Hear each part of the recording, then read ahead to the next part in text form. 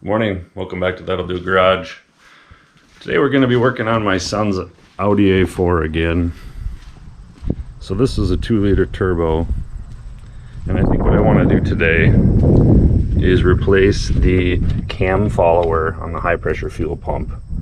And the reason for that is when I did the oil change on this thing, there was a lot of glitter and a lot of pretty sparkly dust.